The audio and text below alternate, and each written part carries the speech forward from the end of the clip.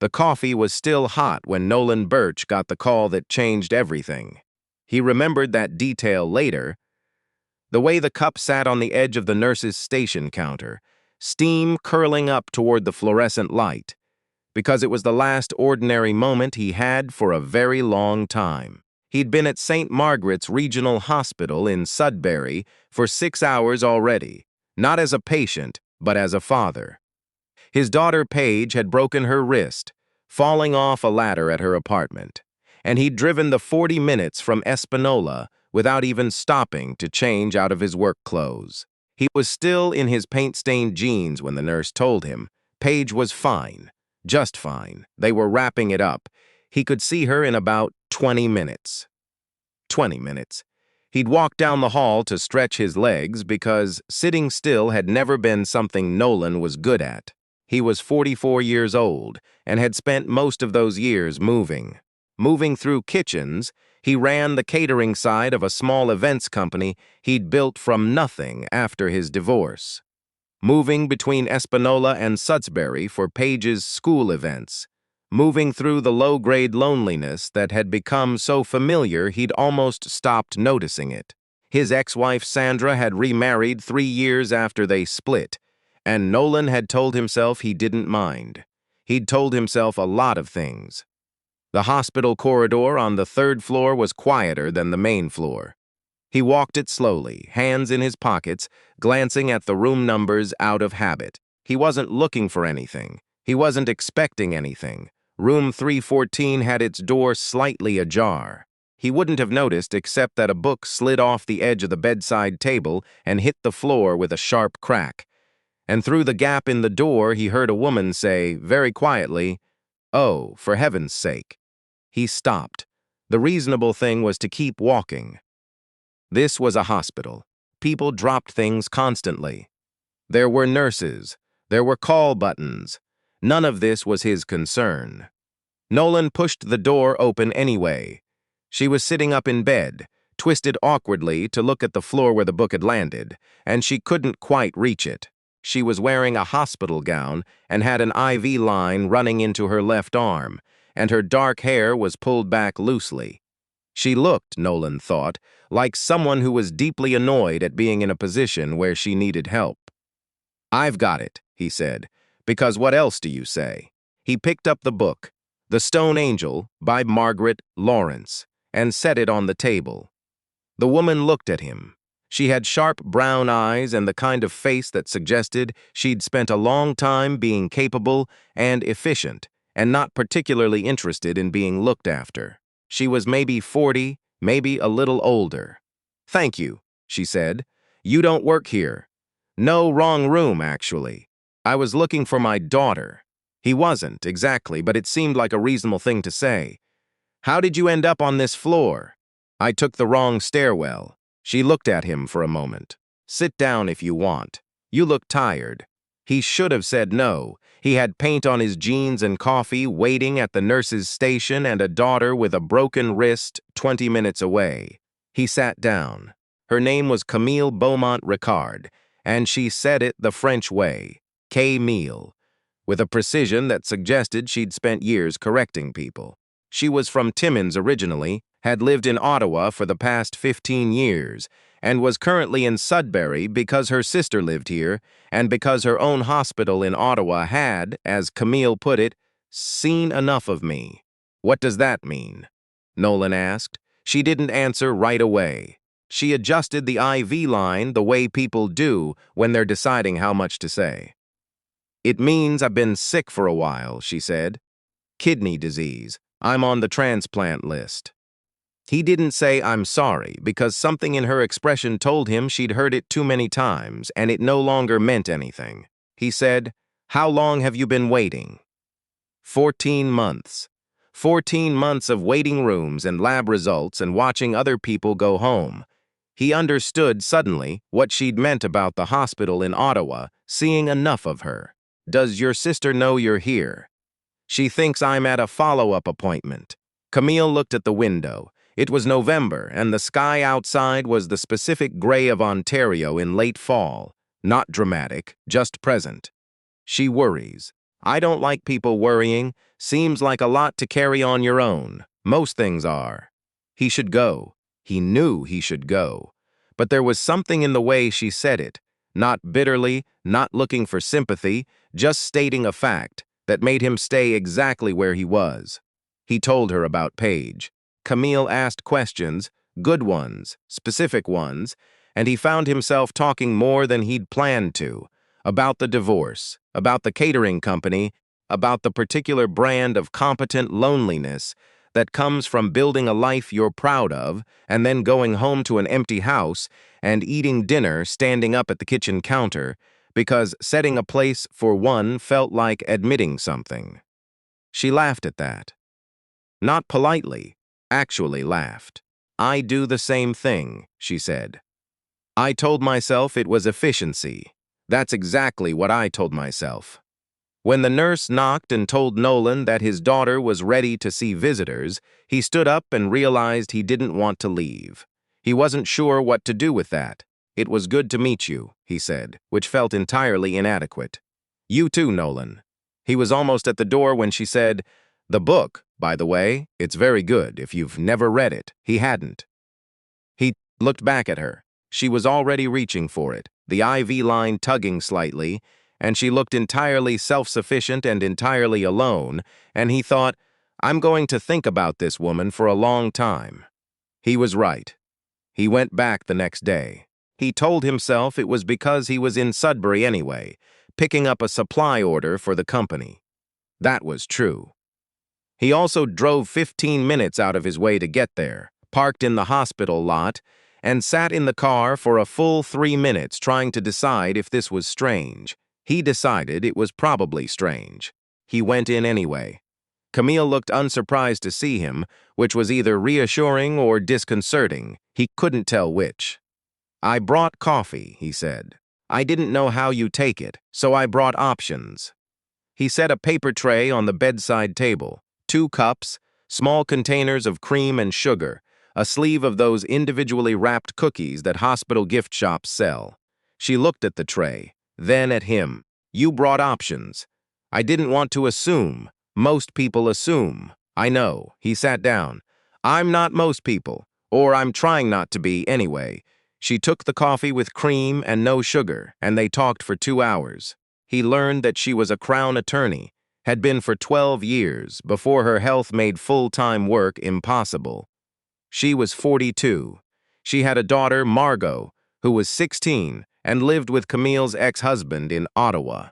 She missed Margot in the specific acute way that divorced parents miss their children on the weeks they're not there, constantly, quietly, with the particular ache of knowing the child is fine, the child is loved, and the absence is still its own kind of wound. Does Margot know how sick you are? Nolan asked. She knows I'm on the transplant list. She doesn't know how much my numbers have dropped in the last few months. Camille set down the cup. She's 16. She has exams. She doesn't need to spend her nights worrying about something she can't change. She might want to know anyway.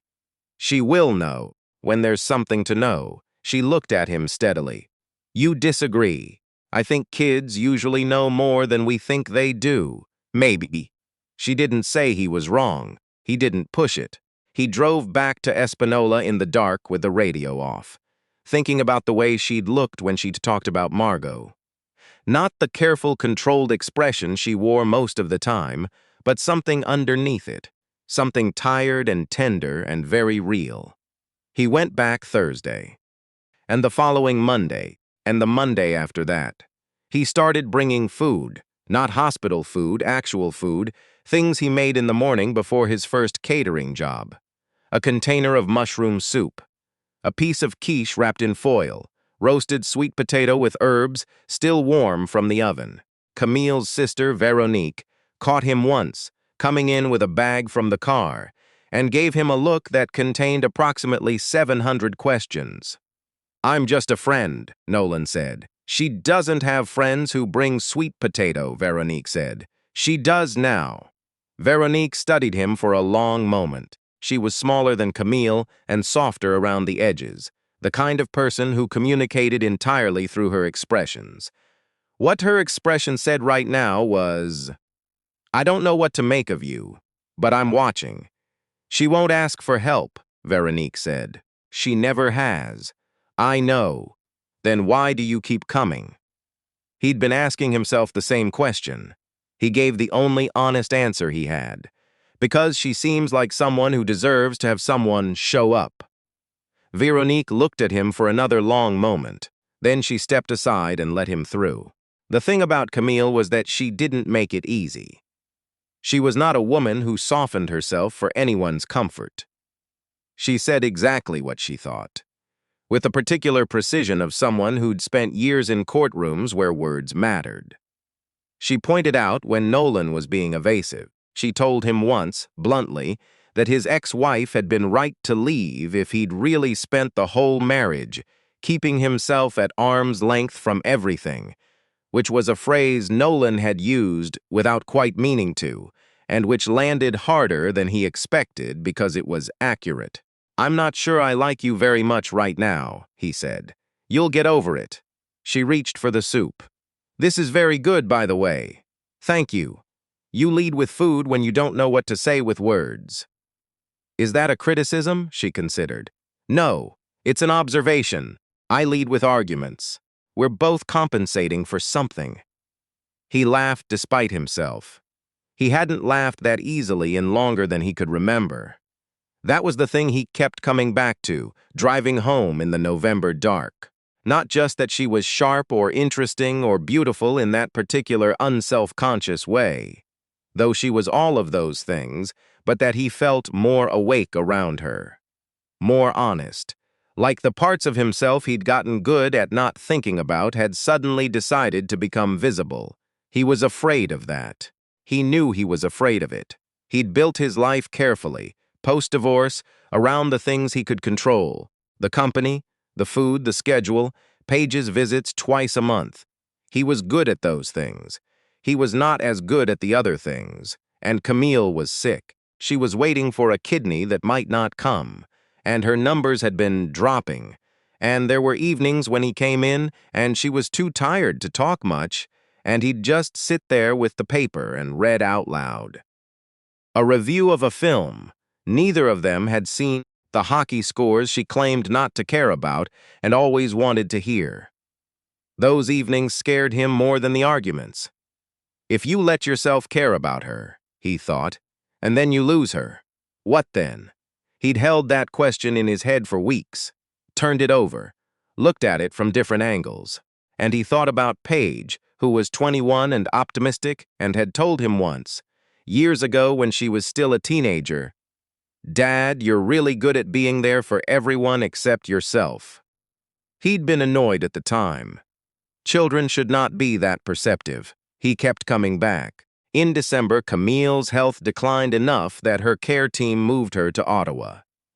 She didn't call him to say goodbye because she didn't have his number. He found out from Veronique, who tracked him down through the hospital's volunteer directory. He'd been listed as a regular visitor and told him flatly that her sister had gone home and that she thought he should know. "Did she say anything?" Nolan asked. "About." "She said to tell you the soup was the best she'd had since she stopped being able to cook for herself." He stood in the parking lot for a while after that, in the December cold, hands in his pockets. The sky was doing that thing it does in northern Ontario in winter, turning a dark pewter blue that seems to absorb all the light rather than reflect it. He thought about 14 months on a waiting list. He thought about Margot, 16, in Ottawa with her father, probably not knowing how much the numbers had dropped. He drove home and spent 3 days telling himself it was over, whatever it had been. He'd been a visitor, a distraction. She had her sister, she had her doctors, she had the list, and she didn't need a 44-year-old man from Espanola with paint on his jeans showing up at an Ottawa hospital with soup containers. On the 4th day, he drove to Ottawa. It was a 9-hour drive. He stopped once for gas and coffee just north of North Bay and called Paige from the parking lot. "Where are you?" Paige asked. "On my way to Ottawa." A pause, Dad. "Why are you driving to Ottawa in December?" There's someone I need to see. Another pause. Longer. He could hear Paige thinking. She'd always done it loudly, even as a child, her expressions cycling through confusion and assessment before landing somewhere. Is this a woman? Yes. Is she the reason you've seemed weirdly awake lately? He gripped the steering wheel. You noticed that, Dad. You've been humming. You never hum. She paused. Go, drive safe. Call me when you get there. He found Camille at the Ottawa Hospital, to General Campus, room 512. She was sitting up in bed with a legal brief open in her lap. She'd taken on some contract consulting work, she explained later, because she could not simply sit still any more than he could, and she looked at him in the doorway for a long moment. You drove 9 hours, she said. 8.5. There wasn't much traffic north of Sudbury. Nolan. I know, I'm not. She stopped, set the brief down. I'm not an easy person. I know that too. I don't know what my timeline looks like. I might get a kidney next month. I might wait another year. Things might get worse before that happens. She was being careful with the words, precise, the way she always was, but her hands weren't quite still. I'm telling you this because I think you should have accurate information before this becomes whatever it's going to become. I've had the information for a while, he said. I drove 9 hours anyway. She looked at him. Why? He'd thought about this on the long stretch of Trans-Canada between Sudbury and North Bay, when there was nothing to look at but the dark tree line and the road. Because I think you're someone worth showing up for, he said. And I've spent a long time not showing up for things that scared me. I don't want to do that anymore. The room was very quiet. Down the hall, someone was laughing. A visitor, probably, the particular relieved kind of laughter that hospital corridors produce. Camille looked at the window, then back at him. The soup was really very good, she said. I know. Will you sit down? He did. January was hard. Camille's creatinine levels kept climbing. Her care team adjusted her medications twice, and there were a few days when she was too exhausted to do much beyond sleep. Nolan had restructured his work schedule, handed the day-to-day operations to his assistant manager Deb, who was competent and long-suffering and had been quietly running half the company for years anyway. He stayed in Ottawa through most of January, renting a room from an elderly professor near the glebe who asked no questions and made very good tea. He met Margot in the second week of January. Margot Beaumont was 16 and had her mother's eyes and a wariness toward adults that Nolan recognized immediately as self-protective. She'd arrived on a Saturday with her father's permission and a backpack full of homework. And she'd looked at Nolan with the particular assessment that teenagers deploy when they're trying to figure out if an adult is worth the energy. Are you the guy who drove from Espanola? She asked. Yes, Espanola. She said it like she was testing the word. That's in the middle of nowhere. More or less. Why did you drive all that way? He'd noticed that Margot asked questions the same way Camille did, directly, without preamble, clearly expecting a real answer rather than a comfortable deflection. Because your mom is worth driving for, he said. Margot looked at him for another moment. Then she pulled out her homework and sat down next to the bed, and the three of them spent the afternoon like that. Camille drifting in and out of sleep, Margot doing calculus, Nolan reading The Stone Angel because Camille had finally lent it to him. He finished it around 6 in the evening. Well, Camille said. She'd been watching him for the last 10 pages, he realized. It's devastating, he said. Yes. A pause. It's also about what happens when you refuse to admit you need anyone.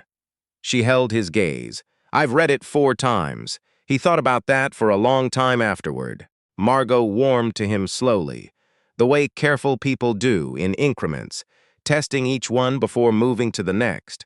She started texting him updates on days she'd visited when he wasn't there. Numbers, same. She ate actual food today. She's complaining more, which the nurses say is a good sign. He saved every one of them. There was a Saturday in early February when Camille was having a better day, well enough to sit up and be sharp-tongued and argumentative about a legal case she'd read about in the paper, and Margot was there, and Nolan had brought food. Roasted chicken thighs with preserved lemon, rice, a green salad, because the hospital food contained almost no vegetables, and the three of them ate together in the small room with the gray February light coming through the window. And it was, Nolan thought, the most he had felt like himself in years. "You're going to ask her something," Margot said later, when Camille had fallen asleep and they were standing in the hall. Nolan looked at her. "What makes you think that? You had that face." "What face?" "The one where you're working up to something." She studied him. "Whatever it is, you should do it. She's happier when you're here. She doesn't admit it, but she is." He hadn't planned to say it yet. He'd told himself he was waiting for a better moment, a better day, something that felt more certain. But he thought about what Paige had said years ago, about being there for everyone except himself. He thought about 14 months on a waiting list. He thought about the Stone Angel, about what happens when you refuse to admit you need anyone. He went back into the room. Camille was still half asleep. The room smelled like preserved lemon and the particular antiseptic undertone that he'd stopped noticing weeks ago. He sat in the chair next to the bed and took her hand, and she opened her eyes. "Margot's in the hall," he said. "I know." A pause. "She likes you." "I know. I like her too." Camille looked at him. He could feel her waiting, in that way she had, patient and watchful, letting him get to what he was trying to say. "I want to be here," he said. "Not just for now. If you want it, I want to actually build something. With you. Whatever that looks like." She was quiet for a moment. "You know what my medical situation is," she said. "Yes, it could get worse. Yes, and you're still Camille." He looked at her steadily. "I drove 9 hours in December. I rented a room from a professor who talks to his cat. I've read The Stone Angel. I think I've been reasonably clear about where I stand." Something shifted in her expression, not quite a smile, but the thing that preceded one. The warmth that she kept held back most of the time, the thing he'd seen glimpses of in the spaces between her precision. "You have been reasonably clear," she said. So. She turned her hand over and held his properly. "Yes, all right, yes." The call came in March. Nolan was in the kitchen of his Espanola house at 5:30 in the morning, starting the prep work for a catering order, when his phone lit up with Veronique's number. He answered it before the second ring. "There's a kidney," Veronique said. She was crying, which was not something Nolan had ever heard before, and the sound of it made his chest tighten in a way that had nothing to do with fear. "There's a match. They're prepping her now. They need. Nolan, I can't reach our parents in time, and Margot's father is in Montreal, and I'll be there," he said. "I'm already on my way." He drove through the dark. The highway north of Sudbury was icy, and the sky was the deep black of a March night in northern Ontario, and the radio was playing something he didn't hear. He thought about the book of hours that is a waiting list. He thought about Margot doing calculus by a hospital bed.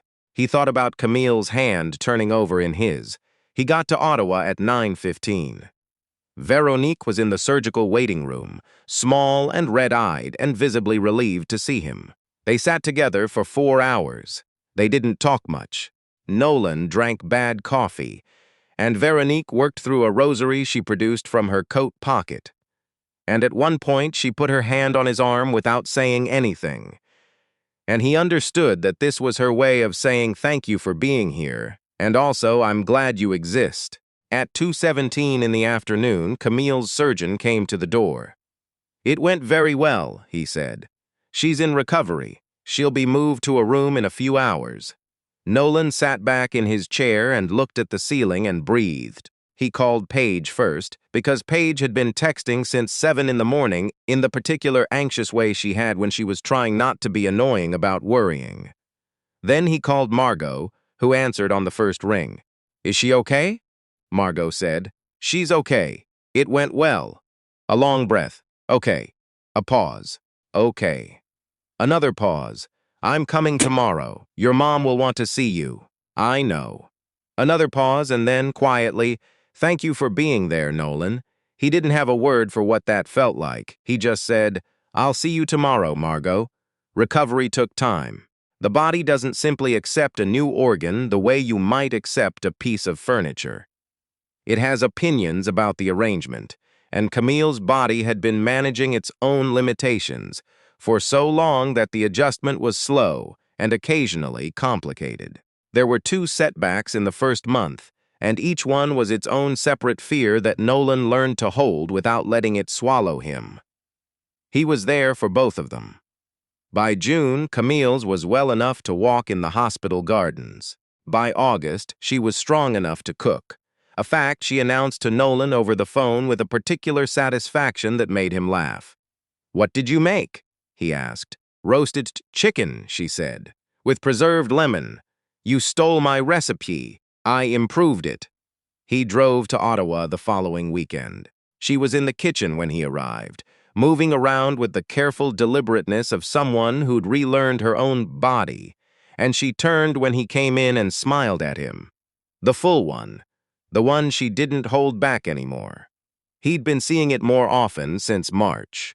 He thought he'd never get used to it, which was fine. He didn't want to get used to it.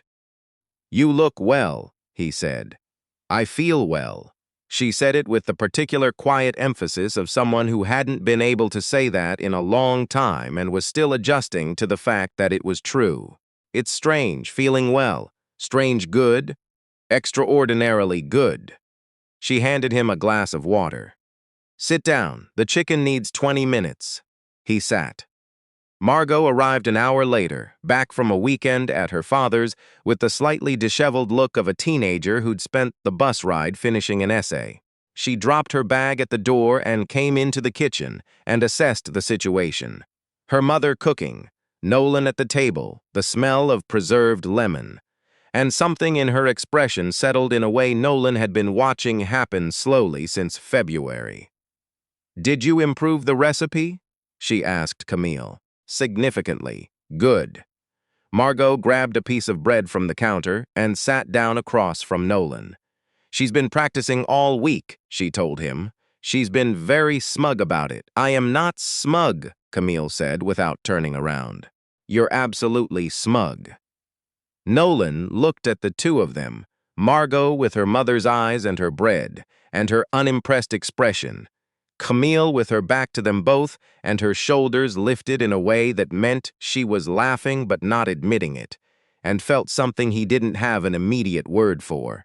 Not happiness, exactly, though it was that. Something larger than happiness. Something more like, this is what I was trying to get to. All those years I was just moving around. He'd told Paige about it on the phone the week before, or tried to. Paige had listened and then said, "Dad, you sound like a person. What did I sound like before?" "A very competent robot who sometimes made good soup." He'd laughed. He was laughing more these days.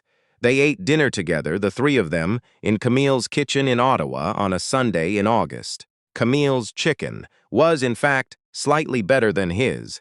He admitted this, which cost him something, and she accepted the admission with a graciousness that was mostly theatrical and a little bit genuine. Margot had opinions about the rice. It was ordinary in the specific way that things are ordinary when they're exactly what you needed without knowing you needed them. Nolan thought about a hospital room in Sudbury, a book on the floor, a woman twisting awkwardly to reach it. He thought about wrong turns. He proposed on a Wednesday in October, standing in Camille's kitchen while she was making coffee, and had her back to him, which was probably not the conventional approach. She turned around and looked at him and said nothing for a moment. "I should be sitting down for this," she said. "You can sit down." "No, I'm fine." She put the coffee cup on the counter. "Do it properly. Ask the question." "Camille Beaumont-Ricard," he said. "Will you marry me?" She looked at him for a long time. He had learned, over the past year, to be comfortable in her silences. They weren't empty. They were full of the things she was choosing between, and the choosing was its own kind of intimacy. "Yes." she said. Obviously? Nolan, you drove 9 hours in December. You read The Stone Angel. You've been extremely clear about where you stand for quite a long time. She picked up her coffee cup. Obviously, yes. He laughed. He was still laughing when she crossed the kitchen and put her free hand against his face and looked at him with that expression. The full one, the one she didn't hold back. And he thought, I almost didn't open that door. He thought about that sometimes. About the particular contingency of everything. A book sliding off a table, a wrong corridor, a cup of coffee cooling at a nurse's station on the 3rd floor. What if he'd found the right stairwell? What if he'd taken the elevator? What if he'd been 2 minutes later, or 2 minutes earlier, and never heard the book fall? He didn't have an answer to those questions, and he'd stopped needing one.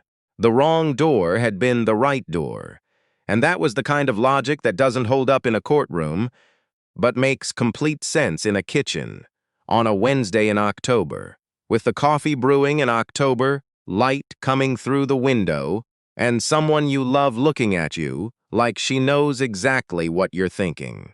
Some things find you by accident. The question is whether you're brave enough to stay.